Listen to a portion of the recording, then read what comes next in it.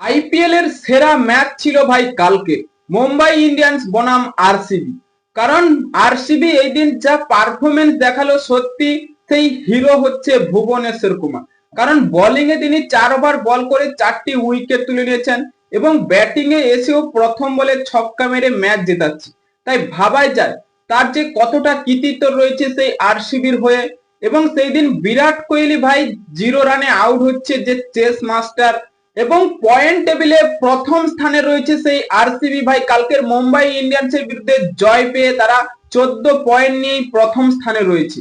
এবং মুম্বাই ইন্ডিয়ান্সের হারের যে মূল কারণ হচ্ছে ভাই ক্যাপ্টেন্সি হার্দিক পান্ডাকে দিয়ে হচ্ছে না, তাকে তো পরিবর্তন করে সূর্যকুমারকে দেওয়া হয়েছে।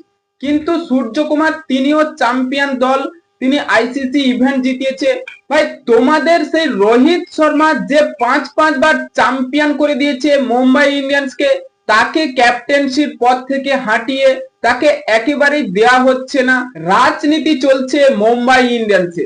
এত সুন্দর দল ভাই, চ্যাম্পিয়ন করা দল, সেই মুম্বাই ইন্ডিয়ান্স কে নেই।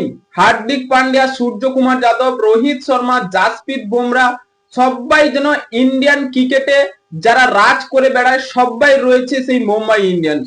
কারণ হার্দিক পান্ডিয়াকে ভাই যদি না ক্যাপ্টেন দেওয়া হয়, তিনি আর মুম্বাই ইন্ডিয়ান্সে খেলবে না। তাই রোহিত শর্মাকে কেন ক্যাপ্টেন্সি দেওয়া হচ্ছে না, এটাই হচ্ছে মুম্বাই ইন্ডিয়ান্সের বড় ভুল।